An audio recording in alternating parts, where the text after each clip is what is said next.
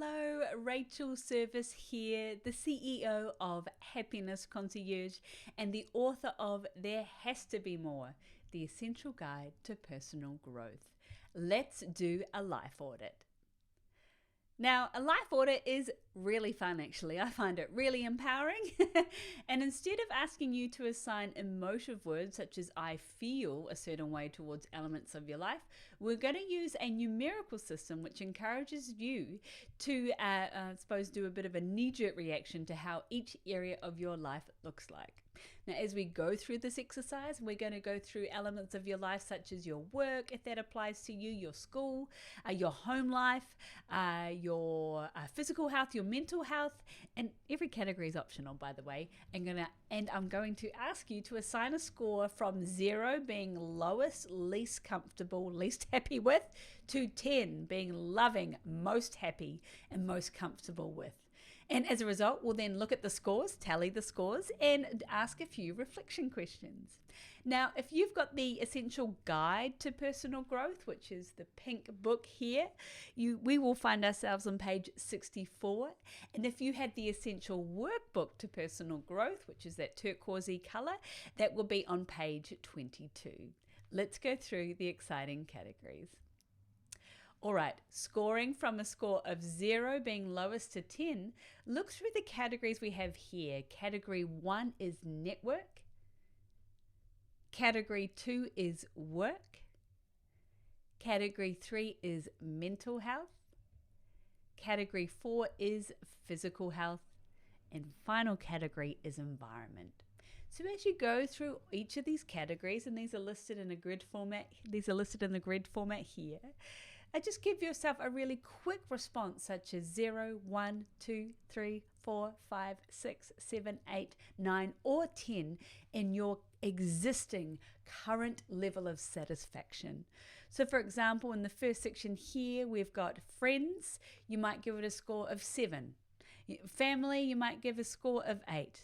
Partner, hopefully 9. maybe it's a lower score, which is a data in itself, right? People I live with, professional network, and so on. And as you go through this instance, don't be afraid to give it a really ruthless score. You're not assigning judgment on this. You're purely, the objective of this exercise is to enable you to trust your gut, trust your judgment towards something's working out for you. And also as a result, when you reflect back on the numbers, it'll give you that data to then say, oh my goodness, I had no idea that my network wasn't looking as great as it could do. Or, oh, that's why I feel great about work. Or, oh, this section here, my physical health is pretty good, but my mental health might need a little bit of TLC or bolstering, and vice versa, of course. So take a moment to score each category from 0 being least satisfied with to 10 being most. Now, as you go through that, we'll come to the following reflection exercises when you're ready. And we're on page 24 of the Essential Workbook, and we're on page 66 of the Essential Guide. Beautiful. All right, here's the questions here. With the data that you now have in each category, we can actually get to work. Question 1, which categories were the top scorers, e.g. 7, 8, 9, 10 out of 10? Take a moment to cast your mind or ear or eye through the list, which is which categories were the top scorers. Once you've done that, now take another look. Which scored 6 out of 10 or lower?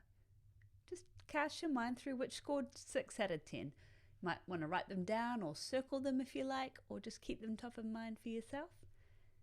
Now lasering in a little bit more, which scored 3 out of 10 or lower? Which scored 3 out of 10? Because that's usually the areas we're going to focus on.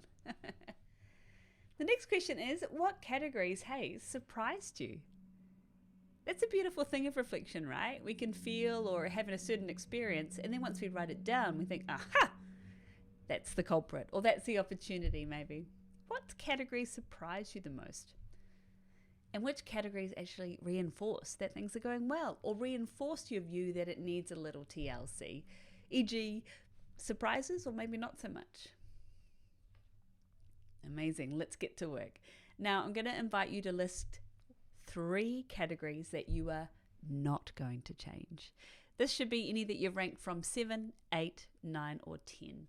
We're going to first focus on what we can control. We're going to create some certainty and comfort, I hope, for you, which is here are 3 categories I'm not going to touch. They're working great.